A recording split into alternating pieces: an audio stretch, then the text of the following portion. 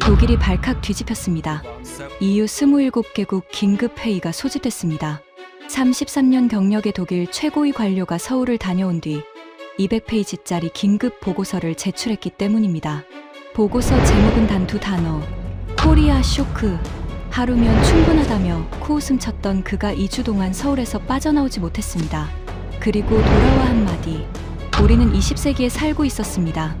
그 충격적인 전말을 지금 공개합니다. 시작하기 전 구독과 좋아요, 그리고 대한민국 화이팅 댓글로 한국을 응원해주세요. 지금 유럽이 완전히 큰일 났습니다. 유럽연합 27개국의 행정 시스템이 동시에 마비 위기에 처했습니다. 독일과 프랑스, 이탈리아를 비롯한 유럽의 심장부 국가들이 디지털 행정이라는 거대한 파도 앞에서 속수무책으로 무너져 내리고 있기 때문입니다. EU 디지털 전환위원회가 발표한 긴급 보고서의 첫 줄은 충격 그 자체였습니다. EU 평균 행정 디지털 전환율 단 23%, 반면 아시아 선두 국가는 97%.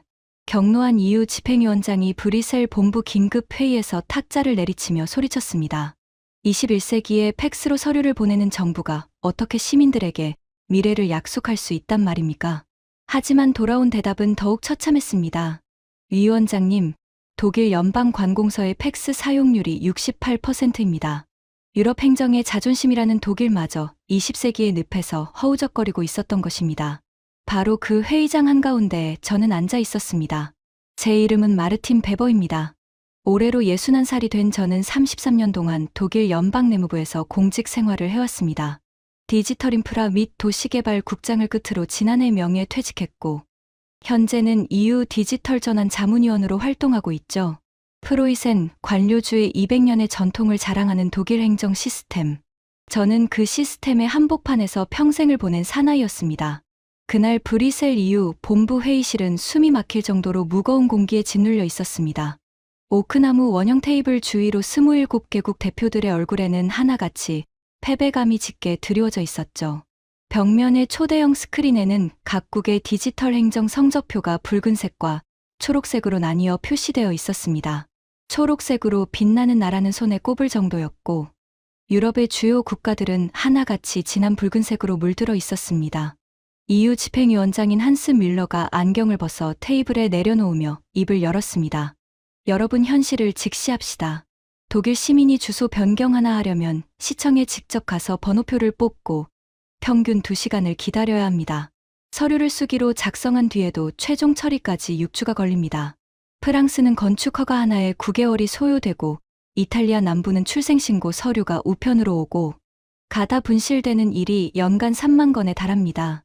회의실 안에 또 한 번 무거운 침묵이 내려앉았습니다. 프랑스 대표가 하얗게 질린 얼굴로 물잔을 움켜쥐고 있었고, 이탈리아 대표는 고개를 떨구고 있었습니다. 우리 유럽이 글로벌 디지털 행정 경쟁에서 살아남으려면 아시아의 선진 모델을 직접 조사해야 합니다. 긴급 벤치마킹 특별조사단을 편성하겠습니다. 단장은 독일 행정 시스템의 산증인이자 33년 경력의 베버 자문위원이 맡아 주십시오. 순간 27개국 대표들의 시선이 일제히 저를 향했습니다. 저는 자리에서 일어나 단추가 빈틈없이 잠긴 짙은 회색 정장의 옷깃을 가볍게 여미며 답했습니다. 맞겠습니다. 조사 일정은 일본 5일, 싱가포르 3일, 그리고 한국 1일로 잡겠습니다. 제 말이 끝나자마자 프랑스 대표가 의아한 표정으로 되물었습니다. 한국이 하루요? 다른 나라에 비해 너무 짧은 것 아닙니까? 저는 속으로 피식 웃음이 나오는 것을 참으며 대답했습니다. 한국은 참고 자료 수준입니다. 아시아 디지털 행정의 본류는 일본의 마이넘버 시스템과 싱가포르의 스마트 네이션 프로젝트입니다. 한국은 그들의 모델을 모방한 후발주자에 불과하니까요. 반나절이면 충분합니다. 그것이 제 인생 최대의 오만이자 가장 어리석은 판단이었다는 사실을 그때의 저는 꿈에도 알지 못했습니다. 회의가 끝나고 복도로 나오는 저에게 스웨덴 대표가 다가와 작은 목소리로 속삭였습니다. 베버 위원님, 한국을 하루로 잡으신 것은 실수가 될 수도 있습니다. 저는 묵직한 서류 가방을 들어 올리며 여유로운 미소를 지었습니다. 걱정 마십시오. 저는 33년 동안 전 세계 행정 시스템을 분석해 왔습니다. 한국 정도는 보고서 한 장이면 정리됩니다. 브뤼셀의 차가운 겨울바람이 코트깃을 파고드는 가운데 저는 EU 본부를 빠져나왔습니다. 베를린으로 돌아가는 기차 안에서 노트북을 펴고 조사 계획서를 작성하기 시작했습니다. 일본 도쿄 5일 일정은 빼곡하게 채워져 있었고 싱가포르 3일 일정도 분 단위로 짜여 있었습니다. 하지만 한국 서울 일정란에는 달랑 4글자만 적혀 있었습니다. 오전 방문, 오후 공항. 그 4글자가 얼마나 우스꽝스러운 착각이었는지를 깨닫기까지는 그리 오랜 시간이 필요하지 않았습니다. 출발 전날 밤 베를린 샤를로텐부르크에 위치한 저의 아파트에서 저는 여행 가방을 꾸리고 있었습니다.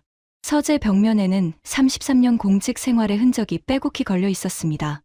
연방 내무부 표창장, EU 행정혁신상 수상 사진, 그리고 아버지와 함께 찍은 낡은 흑백 사진 한 장. 저희 아버지 프리드리 베버는 서독 시절 본 연방청에서 30년간 근무한 전설적인 관료였습니다. 아버지는 생전에 늘 이렇게 말씀하셨죠. 마르틴, 세상의 모든 행정은 결국 종이 한 장의 정밀함으로 귀결된다. 우리 독일이 세계 최고인 이유는 바로 그 정밀함을 200년간 지켜왔기 때문이야. 저는 아버지의 그 말씀을 금과옥조로 여기며 평생을 살아왔습니다. 가방 속에는 노트북과 두꺼운 보고서 파일, 그리고 아버지에게 물려받은 낡은 만년필 한 자루가 들어 있었습니다. 이 만년필로 최종 보고서를 쓰겠다는 나름의 결의였죠. 아내 잉그리트가 현관까지 배웅하며 말했습니다. 아시아에서 좋은 것을 많이 보고 오세요. 혹시 한국에 가시면 불고기라는 요리를 꼭 드셔보시래요. 딸 한나가 강력 추천하더라고요. 불고기? 저는 피식 웃으며 대답했습니다. 한국은 반나절이면 끝이야. 공항 라운지에서 커리부어스트나 먹으며 보고서를 정리하면 될 거야. 프랑크푸르트 공항에서 도쿄행 비행기에 오른 저는 비즈니스 클래스 좌석에 몸을 묻고 일본 총무성에서 보내온 사전 브리핑 자료를 펼쳤습니다. 마이넘버 제도, 디지털청 설립 계획, 스마트시티 구상. 자료는 방대했지만 독일 관료의 눈에는 익숙한 패턴들이었습니다. 체계적이지만 보수적이고 정밀하지만 느린. 마치 독일의 거울을 보는 것 같았죠. 도쿄에서의 5일은 제 예상을 크게 벗어나지 않았습니다. 나리타 공항의 입국 심사는 깔끔했지만 직원이 여권을 일일이 대조하는 아날로그 방식이 눈에 들어왔습니다. 도쿄 도청의 행정 시스템은 정돈되어 있었지만 핵심 서류는 여전히 종이로 처리되고 있었죠.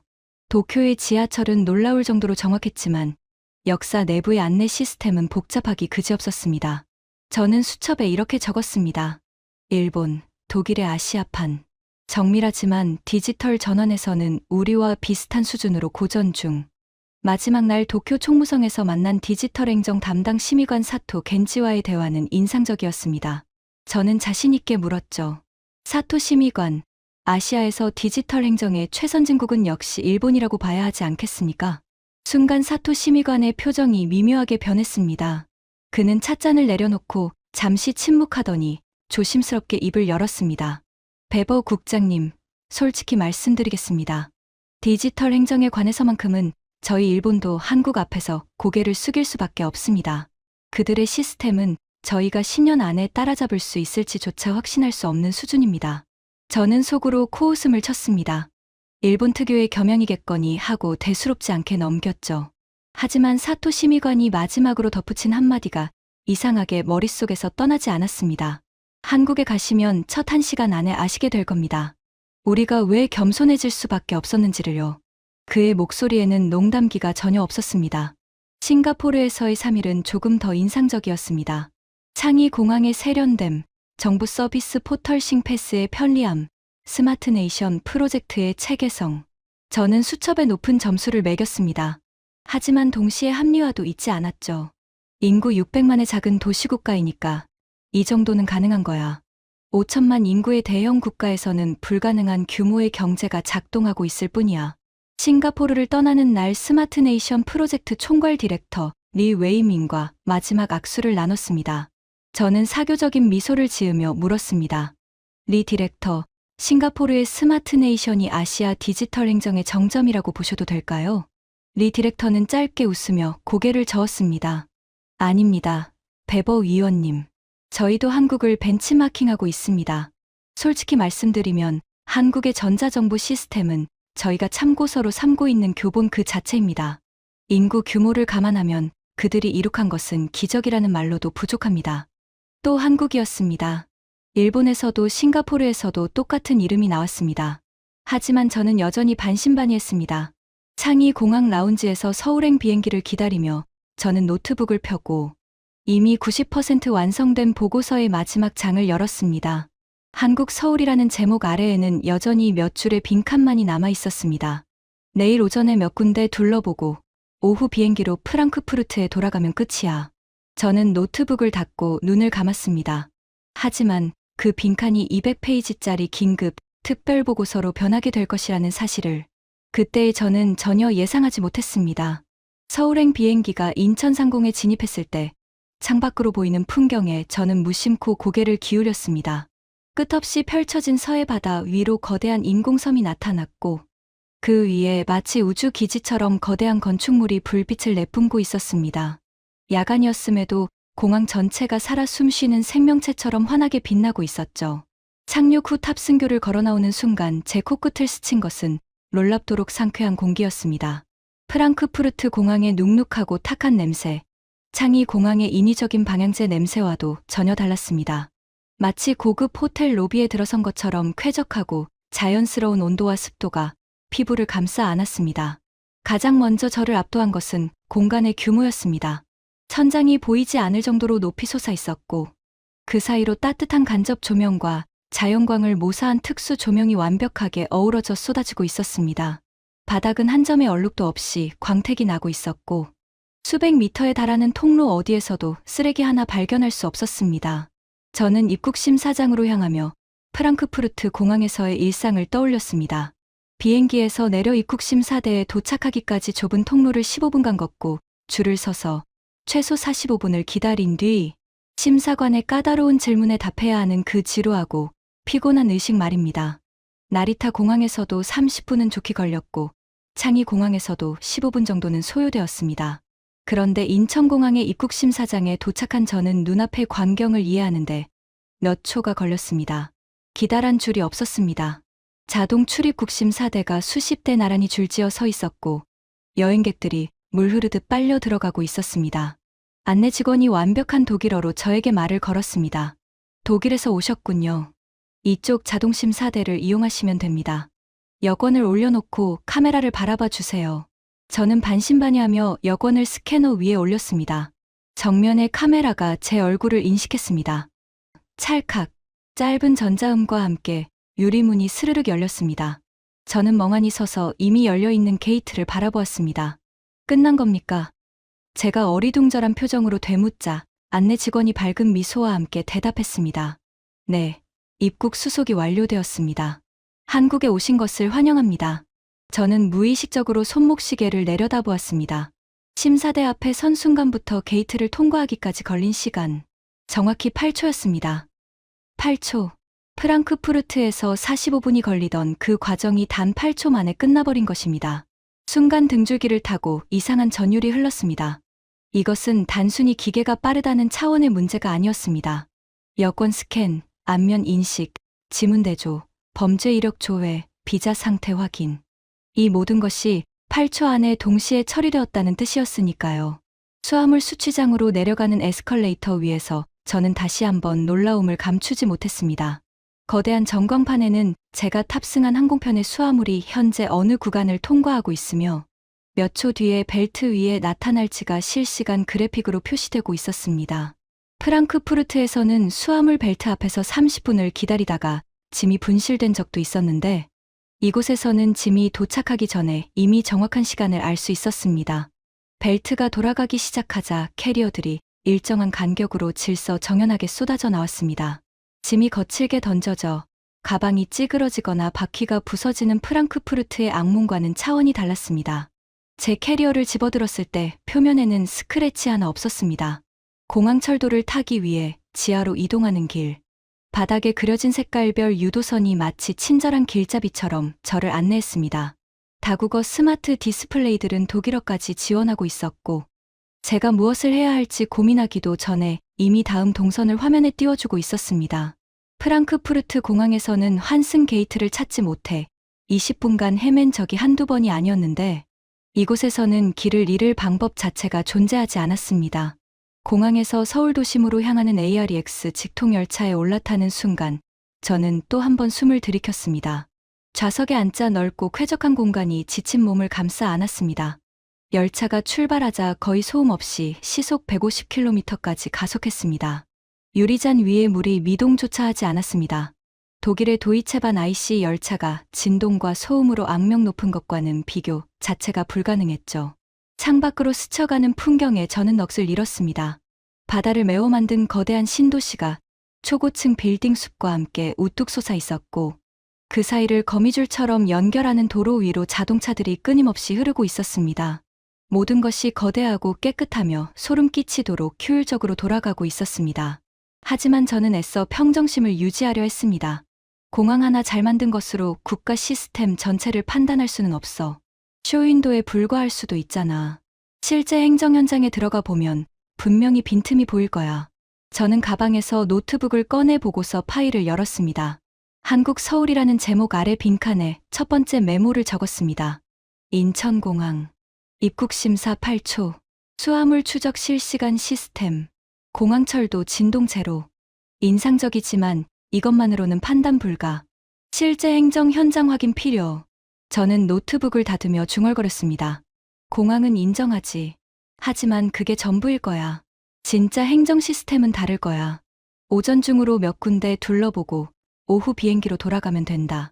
하지만 열차가 거대한 한강 철교를 건너 서울의 심장부로 진입하는 순간 창밖으로 펼쳐진 압도적인 야경이 제 마지막 남은 여유까지 잠식해 들어오고 있었습니다. 수만 개의 빛이 살아 움직이는 이 거대한 도시는 마치 거대한 생명체처럼 숨을 쉬고 있었습니다. 독일의 프랑크푸르트도 일본의 도쿄도 보여주지 못했던 미래의 풍경이 제 두 눈앞에 펼쳐져 있었죠. 서울역에 내리는 순간 저는 확신할 수 없는 불안감에 사로잡혔습니다. 혹시 내가 지금까지 평생을 바쳐 지키고 자랑해온 독일 행정의 정밀함이라는 것이 그저 200년 된 낡은 환상에 불과했던 건 아닐까 하는 생각이 머릿속을 스쳐 지나갔기 때문입니다. 하지만 그때까지만 해도 저는 알지 못했습니다. 지금 이 순간 느끼고 있는 이 가벼운 불안감이 내일 아침 서울시청의 문을 열고 들어서는 순간 상상조차 할 수 없는 거대한 충격의 쓰나미로 변하게 될 것이라는 사실을 말입니다. 다음 날 아침 호텔 로비에서 저를 맞이한 것은 서울시 스마트도시정책관 박준혁이라는 젊은 공무원이었습니다. 35살의 그는 단정한 감색 슈트 차림에 태블릿 하나만 들고 있었습니다. 서류 가방도 없었고 종이 한 장 들고 있지 않았습니다. 저는 속으로 실소가 터졌습니다. 준비도 안 하고 나왔군. 독일 관료라면 브리핑 자료만 해도 최소 200페이지는 준비했을 텐데. 베버 위원님, 오늘 일정을 안내해 드리겠습니다. 우선 서울시 스마트도시 통합운영센터를 방문하시고 그 이후에 몇 가지 행정 시스템을 직접 체험해 보시겠습니다. 박 정책관이 태블릿을 한번 터치하자 오늘의 전체 일정, 이동 경로, 각 장소의 브리핑 자료, 심지어 저희 식사 알레르기 정보까지 완벽하게 정리된 화면이 떠올랐습니다. 이 태블릿 하나에 오늘 필요한 모든 정보가 들어 있습니다. 종이 자료가 필요하시면 별도로 출력해 드릴 수도 있지만 대부분의 한국 공무원들은 이것만으로 업무를 처리합니다. 저는 대답 대신 묵직한 서류 가방을 어깨에 걸쳐 매며 호텔 밖으로 나섰습니다. 서울의 아침 공기가 차갑게 볼을 때렸습니다. 택시를 탈까요? 제가 물었더니 박 정책관이 미소를 지으며 대답했습니다. 지하철이 더 빠릅니다. 서울시청까지 정확히 7분이면 도착합니다. 지하철역으로 내려가는 계단에서부터 저는 이미 당혹감을 느끼기 시작했습니다. 역사 내부가 미술관처럼 깨끗했습니다. 바닥에 껌 자국 하나 없었고 벽면에는 LED, 디지털 아트가 은은하게 빛나고 있었습니다. 베를린 지하철 유반의 낡은 타일 벽과 코를 찌르는 소변 냄새가 떠올랐습니다만 저는 애써 그 비교를 머릿속에서 지워버렸습니다. 플랫폼에 도착하자 투명한 스크린 도어가 승강장 전체를 감싸고 있었습니다. 전광판에는 다음 열차 도착까지 남은 시간이 초 단위로 표시되고 있었고 현재 열차의 각 칸별 혼잡도가 색깔로 구분되어 있었습니다. 저는 멍하니 그 화면을 바라보았습니다. 독일의 도이체반은 열차가 제 시간에 올지 말지조차 알려주지 못하는데 이 나라는 각 칸의 혼잡도까지 실시간으로 계산하고 있었습니다. 7분 뒤 서울시청역에 내린 저는 지상으로 올라가며 묻지 않을 수 없었습니다. 박 정책관, 이 지하철 시스템의 정시 운행률이 어떻게 됩니까? 99.7%입니다. 저는 걸음을 멈추었습니다. 99.7%요? 네, 서울 지하철 전체 노선 평균입니다. 독일 도이체반의 장거리 열차 정시율이 64%라는 사실이 머릿속을 관통했습니다. 99.7 대 64점. 그 숫자의 격차가 의미하는 바를 저는 33년간 행정 시스템을 분석해 온 사람으로서 정확히 이해할 수 있었습니다. 이것은 단순한 철도의 문제가 아니었습니다. 국가 시스템 전체의 정밀함과 실행력이 그 숫자 뒤에 숨어 있었으니까요. 서울시 스마트도시 통합운영센터는 서울시청 신청사 지하에 위치해 있었습니다. 보안 게이트를 통과하는 순간 제 앞에 펼쳐진 광경에 저는 그만 입이 떡 벌어지고 말았습니다. 거대한 반원형 벽면을 가득 채운 수백 개의 스크린이 서울 전체를 실시간으로 비추고 있었습니다. 교통 흐름, 대기질, 에너지 소비량, 상수도 압력, CCTV 모니터링, 재난경보 시스템. 인구 1,000만의 거대 도시에서 벌어지는 모든 일이 이 하나의 방에서 동시에 관제되고 있었던 것입니다. 이것이 서울 시큐어이라 부르는 통합관제 시스템입니다. 박 정책관이 설명을 시작했습니다. 도시 전체의 교통, 치안, 재난, 환경, 에너지를 하나의 AI 플랫폼에서 통합 관리합니다. 예를 들어 특정 구간에서 교통사고가 발생하면 AI가 자동으로 주변 신호등을 조정하고 우회 경로를 안내하며 동시에 가장 가까운 구급차와 견인차를 배차합니다. 이 모든 과정이 사고 발생 후 15초 이내에 완료됩니다. 15초요? 저는 되물었습니다. 독일에서는 교통사고 신고 접수부터 경찰 출동까지 평균 23분이 소요됩니다. 그것도 도시 지역에서요. 시골에서는 45분이 넘는 경우도 허다하죠. 박 정책관이 차분한 목소리로 덧붙였습니다. 한국의 경우 교통사고 감지부터 초동 대응까지의 평균 시간은 47초입니다. 신고가 필요하지 않습니다. 시스템이 스스로 감지하니까요. 저는 수첩을 꺼내려다 손이 미세하게 떨리는 것을 느꼈습니다. 33년간 전 세계 행정 시스템을 분석해왔지만 이런 수준의 통합 관제는 본 적이 없었습니다. 독일 연방정부가 10년간 170억 유로를 투입하고도 실패한 온라인 시민 서비스 포털. 그 돈이면 이런 센터를 17개는 만들 수 있었을 것입니다. 하지만 진짜 충격은 그 다음이었습니다. 박 정책관이 자신의 스마트폰을 꺼내들었습니다. 베버 위원님, 독일에서 주소 변경을 하려면 어떤 절차를 밟으셔야 합니까?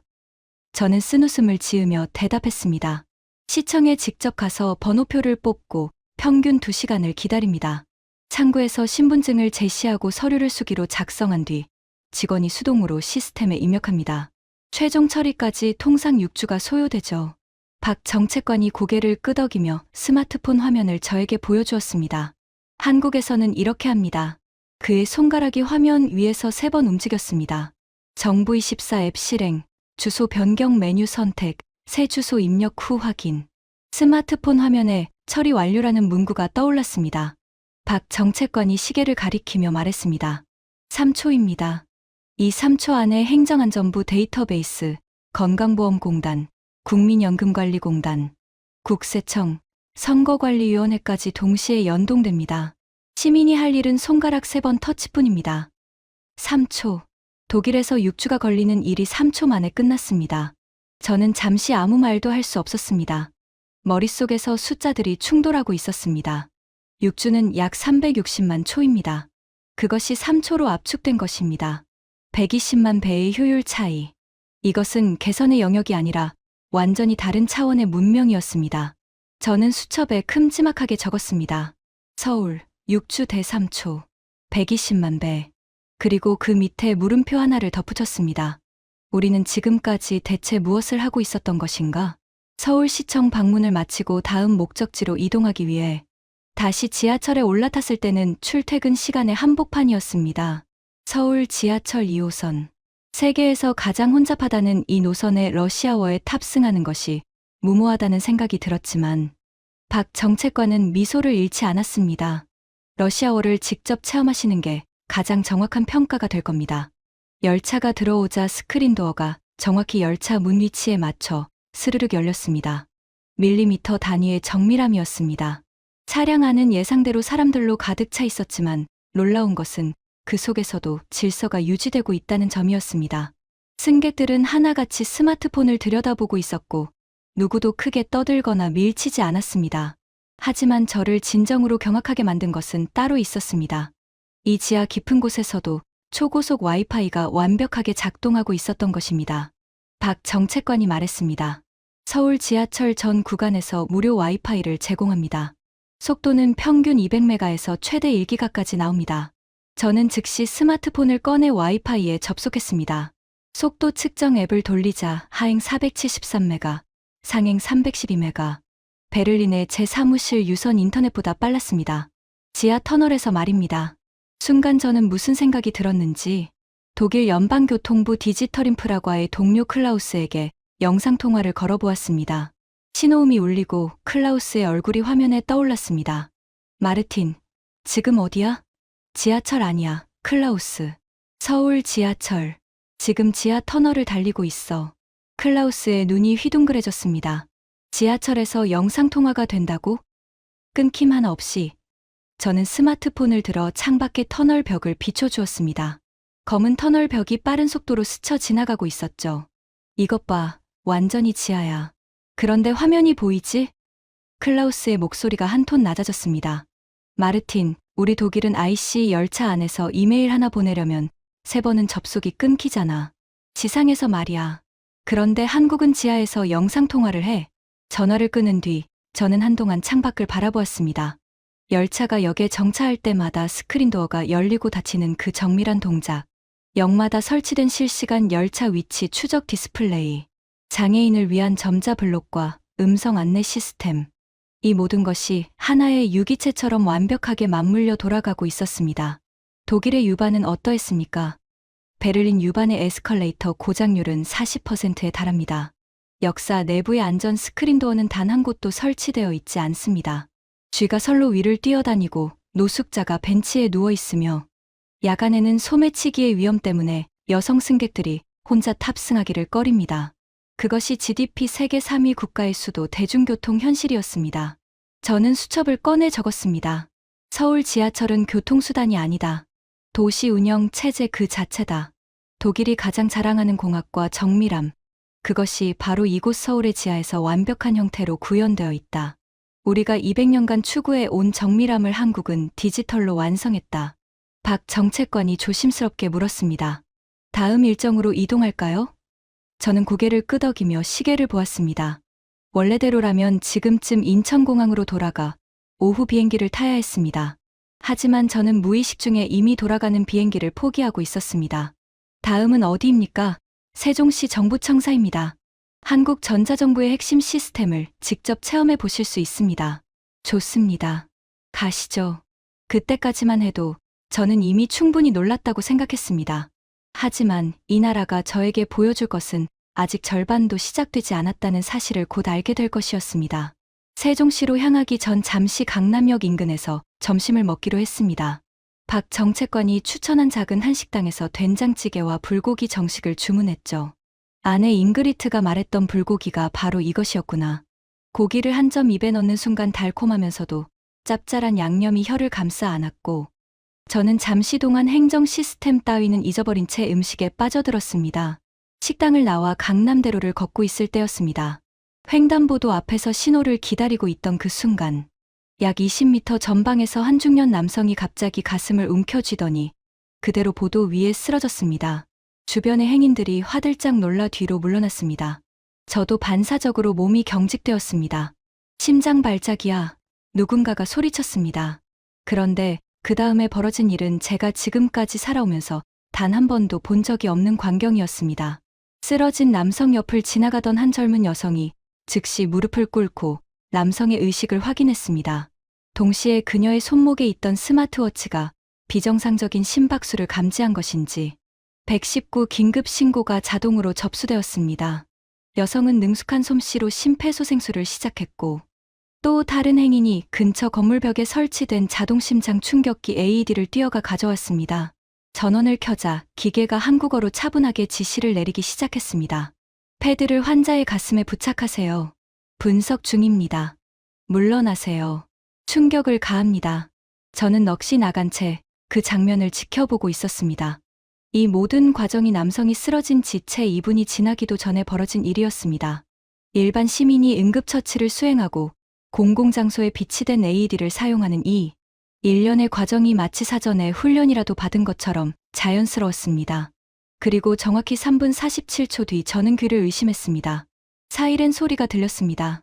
저 멀리서 응급, 구급차의 붉은 불빛이 빠르게 다가오고 있었습니다. 남성이 쓰러진 지 4분도 채 되지 않아 구급차가 도착한 것입니다. 하지만 더 놀라운 일이 벌어졌습니다. 구급차가 접근하는 동안 주변 교차로의 신호등이 하나둘씩 자동으로 바뀌기 시작했습니다. 구급차가 지나갈 경로의 모든 신호가 녹색으로 전환되었고 교차 방향의 차량들은 일제히 멈춰섰습니다. 구급차는 단 한 번도 멈추지 않고 직선으로 현장까지 도착했습니다. 박 정책관이 제 옆에서 설명했습니다. 스마트 응급 관제 시스템입니다. 119 신고가 접수되는 순간 AI가 가장 가까운 구급차를 배차하고 동시에 이동 경로의 모든 교통 신호를 실시간으로 제어합니다. 그래서 출동 시간이 평균 4분 이내로 단축된 겁니다. 구급차에는 5G 연결 AI 사전 진단 시스템이 탑재되어 있어서 병원에 도착하기 전에 환자의 상태가 이미 응급실에 전송됩니다. 구급대원 둘이 뛰어내려 환자의 상태를 체크했습니다. 태블릿에 실시간으로 환자의 심전도가 떠올랐고 가장 가까운 심혈관 전문 병원의 응급실 가용 현황이 동시에 표시되었습니다. 삼성서울병원 응급실 수용 가능. 심혈관 전문의 대기 중. 이동 시간 7분. 구급대원이 외쳤습니다. 삼성서울병원으로 갑니다. 환자를 들것에 실은 구급차가 다시 사이렌을 울리며 출발했습니다. 이번에도 신호등은 마치 붉은 바다가 갈라지듯 구급차의 경로를 활짝 열어주었습니다. 저는 그 자리에 서서 한동안 움직일 수가 없었습니다. 심장이 두근거리고 있었지만 그것은 방금 목격한 응급 상황 때문만은 아니었습니다. 제 머릿속에는 9년 전의 기억이 천둥처럼 되살아나고 있었기 때문입니다. 9년 전 겨울이었습니다. 저희 아버지 프리드리 베버가 미넨 근교의 자택에서 심근경색으로 쓰러졌습니다. 어머니가 떨리는 손으로 112에 전화를 걸었습니다. 하지만 구급차가 도착하기까지 22분이 걸렸습니다. 미넨 근교의 구급차 배치가 부족했고 출동 경로에 공사 구간이 있어 우회해야 했습니다. 신호 제어 시스템 따위는 당연히 존재하지 않았습니다. 구급차가 도착했을 때 아버지의 심장은 이미 20분 넘게 산소를 공급받지 못한 상태였습니다. 병원에 도착한 뒤 심폐소생에 성공했지만 장시간 내에 산소가 공급되지 않아 심각한 후유증이 남았습니다. 아버지는 그 후 3년간 요양원에서 지내시다가 결국 돌아가셨습니다. 의사가 말했던 한마디가 아직도 제 귓가에 맴돕니다.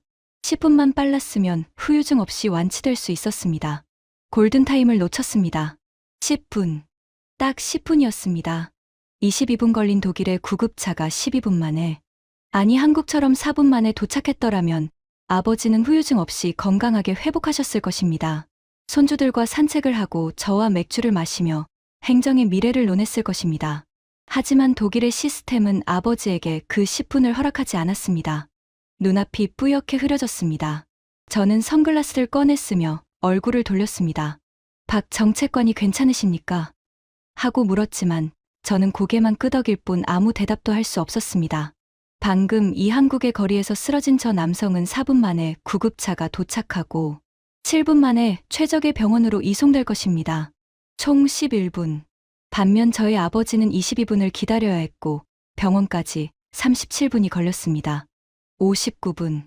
만약 아버지가 서울에 계셨더라면, 그 생각이 머릿속을 꽉 채우는 순간 저는 코끝이 찡하게 시려오는 것을 느꼈습니다. 33년간 자랑스럽게 지켜온 독일 시스템. 그 시스템이 아버지의 생명을 제대로 지키지 못했다는 사실을 이 서울의 한복판에서 비로소 정면으로 마주하고 있었습니다.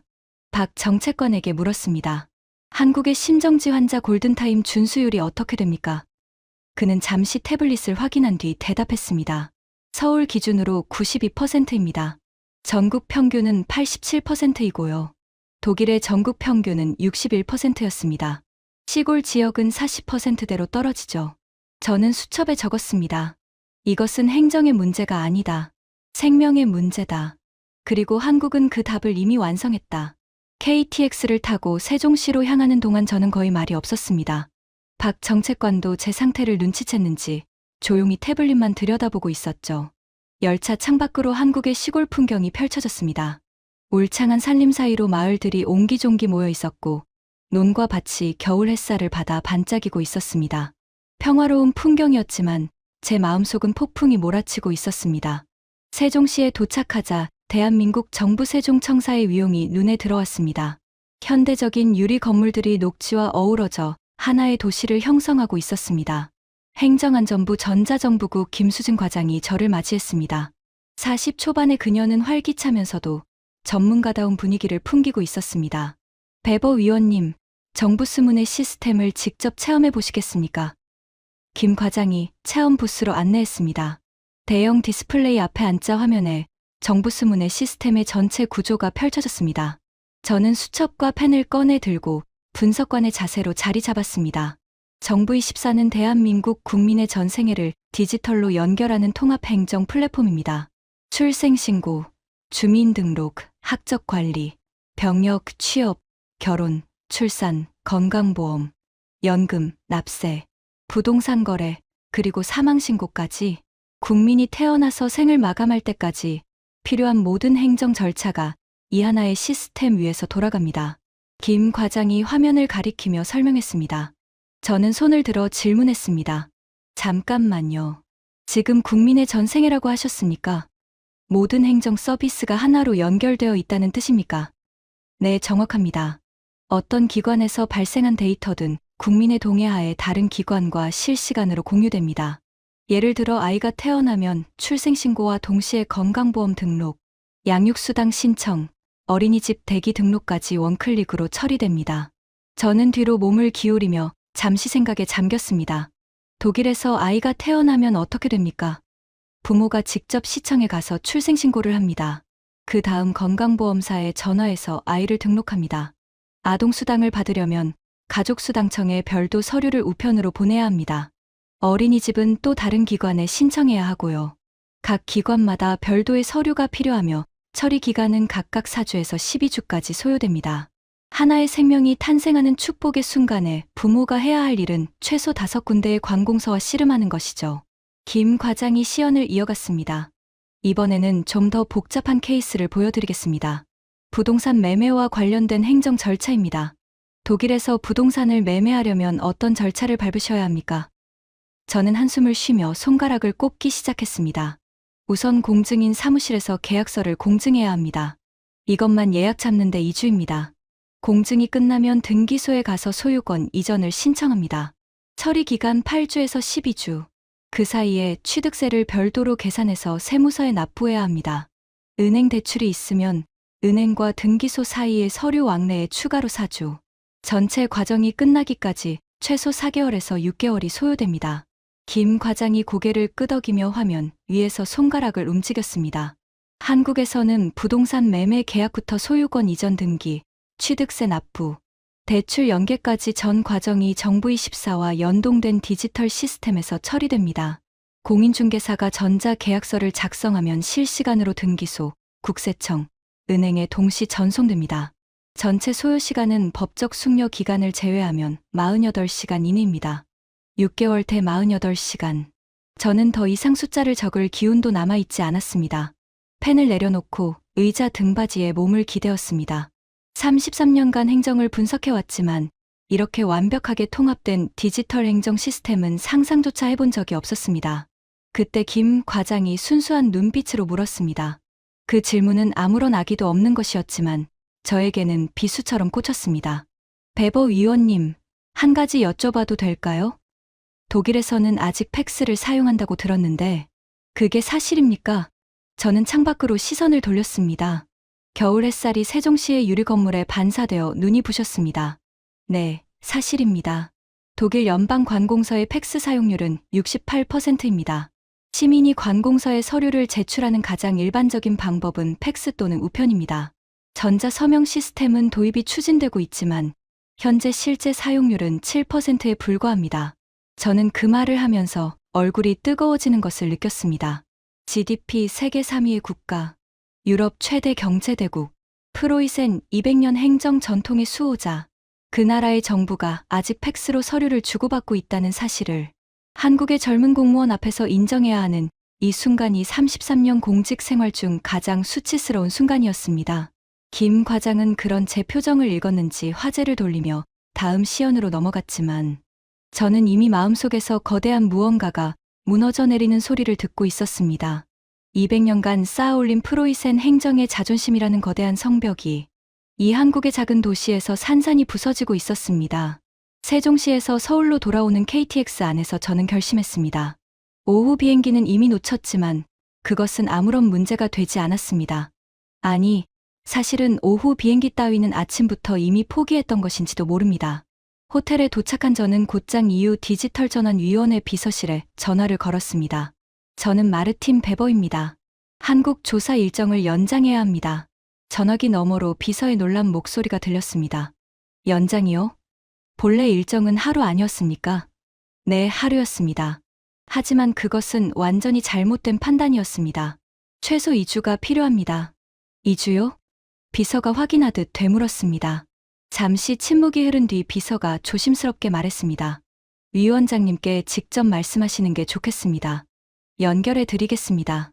잠시 후 EU 집행위원장 한스 뮬러의 저음이 수화기 너머로 들려왔습니다. 베버 위원, 무슨 일입니까? 하루면 된다고 했는데 2주라니요? 저는 숨을 깊이 들이쉬고 입을 열었습니다. 위원장님, 솔직하게 말씀드리겠습니다. 위원장님과 저를 포함하여 우리 유럽의 모든 관료들은 지금 20세기에 살고 있었습니다.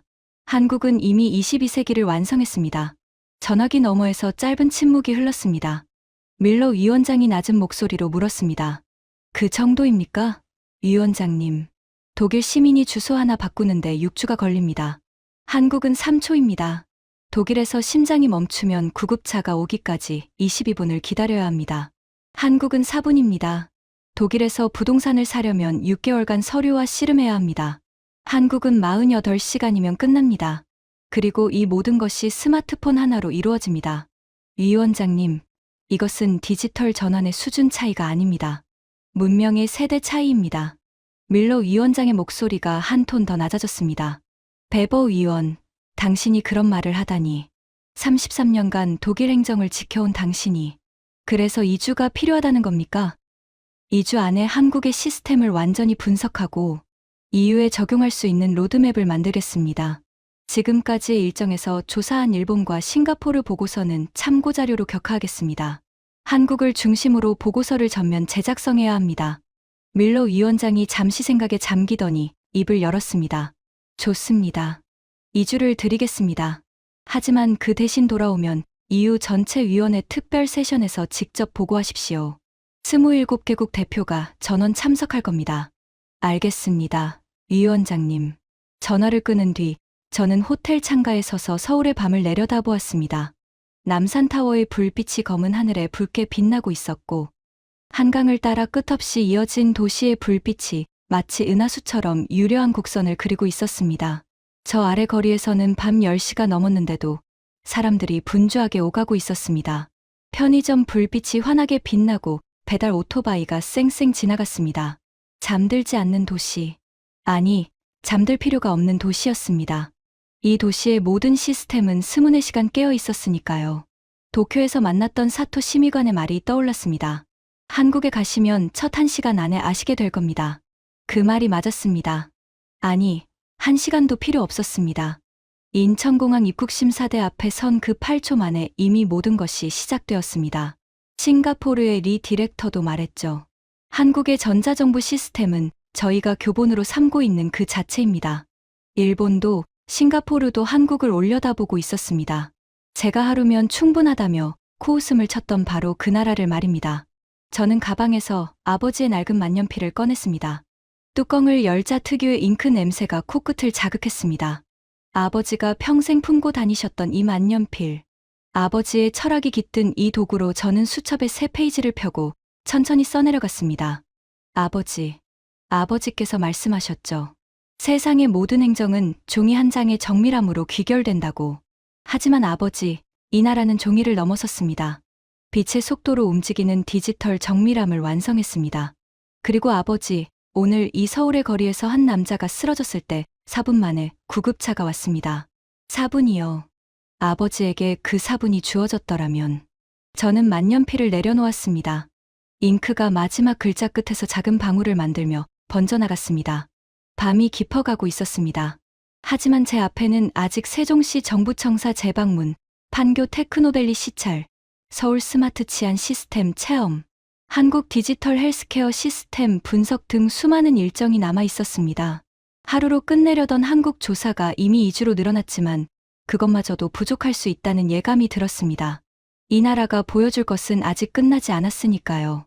저는 이불을 덮으며 생각했습니다. 내일이면 이 나라의 또 다른 얼굴을 보게 되겠지. 그것이 무엇이든 간에 한 가지는 확실했습니다. 돌아가서 EU 27개국 앞에 서게 될 때 저는 33년 커리어를 걸고 이 진실을 말해야 합니다. 유럽이 팩스를 붙들고 있는 동안 한국은 미래를 완성했다고. 그리고 우리가 지금 당장 바뀌지 않으면 이 격차는 영원히 좁혀지지 않을 것이라고. 2주간의 조사가 막바지에 접어든 13째 날, 저는 판교 테크노밸리를 방문했습니다. 서울에서 남쪽으로 30분 거리에 위치한 이 거대한 IT 단지는 한국의 미래를 만들어내는 두뇌 그 자체였습니다. 네이버, 카카오, NC소프트, 크래프톤, 알랩, 쟁쟁한 이름들이 즐비한 초고층 빌딩 숲 사이로 스타트업 허브가 벌집처럼 빼곡히 들어차 있었습니다. 하지만 저를 진정으로 멈추어 서게 만든 것은 건물이나 기업이 아니었습니다. 한 AI 스타트업 사무실을 방문했을 때 대표가 저를 소개하며 말했습니다. 베버 위원님, 저희 개발팀을 소개해 드리겠습니다. 독일에서 오신 분이라면 반가워할 직원들이 있습니다. 열린 사무실 한쪽에서 3명의 젊은이가 일어나 저에게 다가왔습니다. 그들이 독일어로 인사를 건네는 순간 저는 심장이 쿵 내려앉는 것을 느꼈습니다. 안녕하세요, 베버 위원님. 저는 토비아스입니다. 베를린 공대에서 컴퓨터공학을 전공했습니다. 옆에 짧은 갈색 머리 청년이 이었습니다. 저는 마르쿠스입니다. 미넨 공대 AI 연구실 출신이고요. 마지막으로 안경을 쓴 여성이 말했습니다. 저는 라우라예요. 아헨 공대에서 로보틱스를 전공했습니다. 독일의 3대 명문 공대 출신 젊은 엔지니어들이 한국의 스타트업에서 일하고 있었습니다. 저는 충격을 감추지 못하며 물었습니다. 왜 한국에 온 겁니까? 독일에도 훌륭한 IT 기업들이 있지 않습니까? SAP, 지멘스, 보시, 토비아스가 쓴웃음을 지으며 대답했습니다. 베버 위원님, 솔직히 말씀드릴게요. 베를린에서 AI 스타트업을 창업하려고 했습니다. 사업자 등록에 3개월, 사무실 임대 계약 공증에 6주, 은행법인 계좌 개설에 8주가 걸렸어요. 아직 코드 한 줄도 못 짰는데 반년이 사라진 거죠. 한국에 와서 같은 절차를 밟았더니 2주 만에 전부 끝났습니다. 정부24에서 사업자 등록을 신청하니 하루 만에 처리됐고 법인 계좌도 온라인으로 3일 만에 개설됐어요. 마르쿠스가 끼어들었습니다. 저는 미넨에서 AI 프로젝트의 정부 지원금을 신청했었어요. 서류 작성에 2개월, 심사에 9개월, 결과 통보까지 총 1년 2개월이 걸렸습니다. 한국에서는 같은 규모의 지원금 신청부터 승인까지 3개월이면 끝나요. 9개월 걸리는 독일의 행정허가를 기다리는 동안 한국에서는 제품이 3번 업데이트됩니다. 라우라가 조용히 덧붙였습니다. 저는 아헨에서 병원 자동화 로봇을 연구했어요. 독일 병원에 파일럿 프로그램을 제안했더니 윤리위원회 심의 6개월, 데이터 보호 인증 9개월, 병원 내부 승인 4개월, 총 19개월 뒤에야 시작할 수 있다고 하더라고요. 한국 대학병원에 같은 제안을 했더니 3개월 만에 임상시험을 시작했어요. 차이를 느끼시겠죠? 저는 아무 말도 할 수 없었습니다. 제가 평생을 바쳐 지키고 정비해 온 독일의 행정 시스템이 자국의 젊은 인재들을 해외로 내몰고 있었다는 사실을 이 판교의 작은 사무실에서 대면하고 있었습니다. 그때 제 스마트폰이 진동했습니다. 딸 한나에게서 온 메시지였습니다. 화면을 열어본 저는 잠시 숨이 멎는 듯한 충격에 빠졌습니다. 아빠, 말씀드릴 게 있어요. 미넨 공대 석사 졸업 후 한국의 AI 기업에 지원서를 넣었어요. 아빠가 한국에 가셨다길래 타이밍이 맞는 것 같아 말씀드려요. 아빠가 화내실 수도 있다는 거 알아요. 하지만 제 친구들 중 6명이 이미 한국이나 싱가포르로 갔어요. 독일에서는 제가 만들고 싶은 미래를 만들 수 없어요. 스마트폰을 든 손이 미세하게 떨렸습니다. 딸 한나. 28살의 한나는 저희 자랑이었습니다. 미넨 공대에서 데이터 사이언스를 전공하고 석사까지 우수한 성적으로 마친 영리한 아이였습니다. 그런 한나가 독일을 떠나려 하고 있었습니다. 제 딸이 제가 33년간 지켜온 그 나라를 떠나려 하고 있었습니다.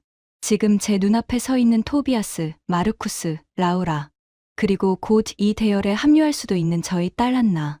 이들은 독일이 무너져서 떠나는 것이 아니었습니다. 독일이 변하지 않아서 떠나는 것이었습니다.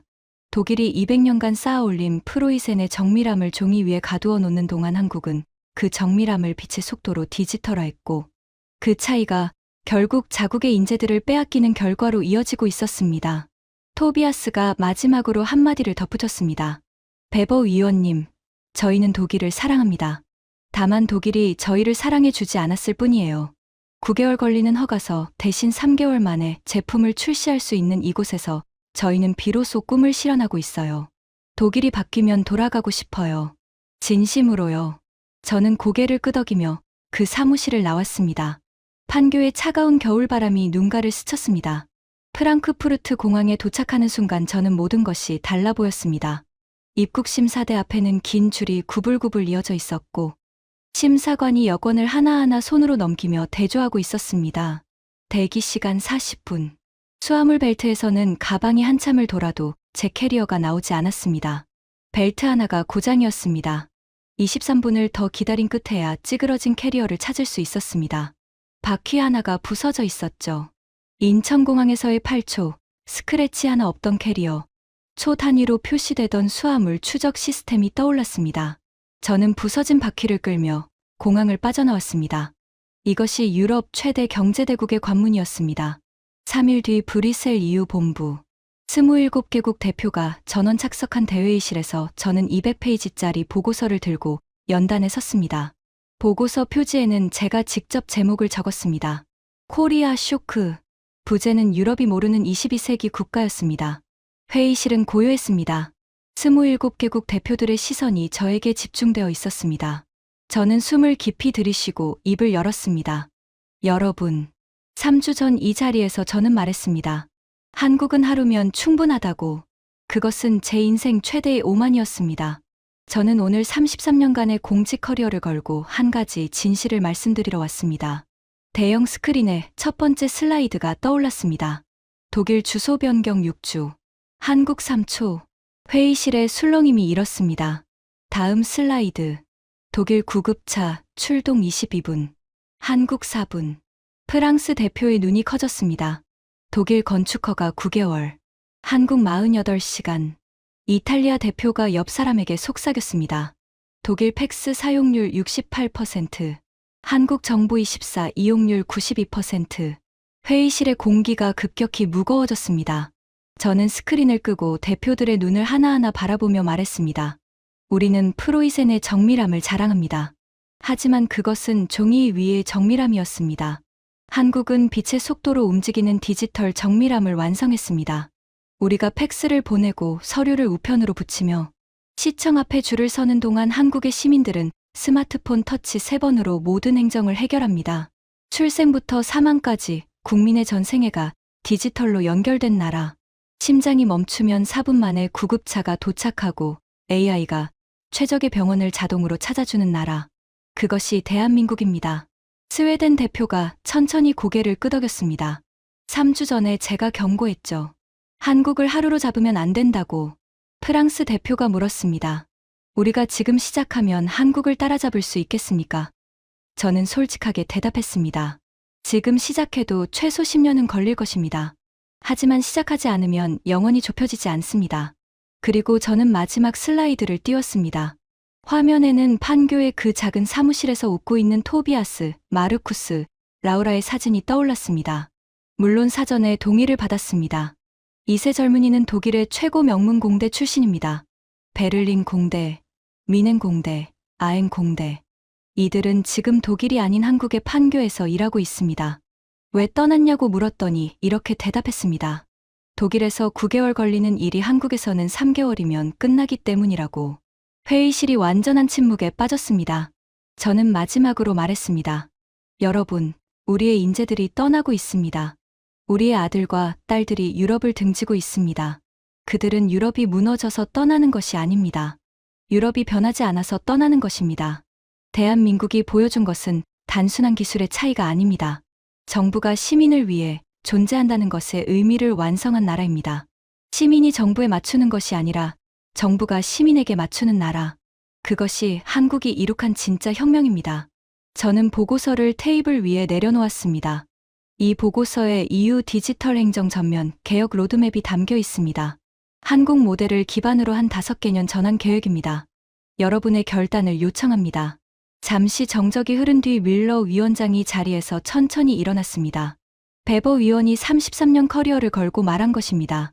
이 보고서를 EU 전체 디지털 행정 개혁의 기초 문서로 채택할 것을 제안합니다. 한국 모델 전면 벤치마킹에 찬성하시는 대표는 손을 들어 주십시오. 손이 올라가기 시작했습니다. 스웨덴, 네덜란드, 에스토니아가 먼저, 프랑스, 이탈리아, 스페인이 뒤따랐습니다. 하나둘 늘어나더니 결국 27개국 전원이 손을 들었습니다. 만장일치였습니다. 밀러 위원장이 선언했습니다. 만장일치로 채택합니다.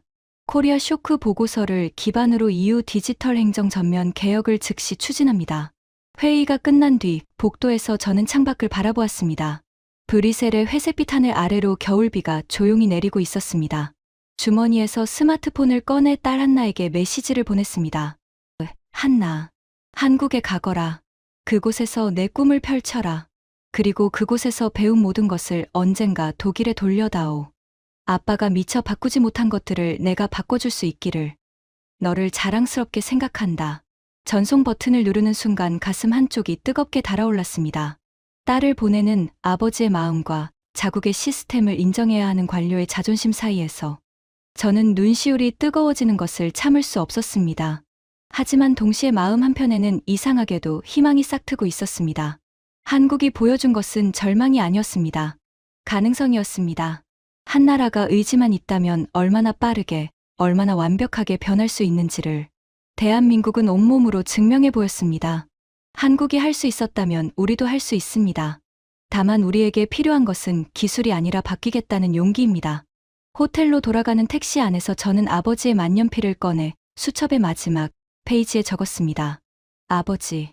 아버지께서 평생 말씀하신 정밀함은 죽지 않았습니다. 다만 시대가 바뀌었을 뿐입니다. 종이 위의 정밀함에서 빛의 정밀함으로 대한민국이라는 나라가 그것을 증명했습니다. 저는 이제 남은 인생을 걸고 유럽을 바꾸겠습니다. 아버지의 정밀함 위에 한국의 속도를 얹겠습니다. 그것이 아버지에게 드리는 저희 마지막 보고서입니다. 만년필 뚜껑을 닫으며 창밖을 보았습니다. 브뤼셀의 비가 그치고 구름 사이로 한 줄기 빛이 내려오고 있었습니다. 새로운 시작이었습니다. 지금까지 독일 33년 경력 최고위 관료가 서울에서 경험한 충격적인 이야기였습니다. 대한민국의 저력이 자랑스러우시다면 이 이야기를 널리 공유해주세요. 우리가 만든 나라는 세계가 배우는 나라입니다. 구독과 좋아요도 부탁드립니다. 지금까지 감동테라였습니다. 감사합니다.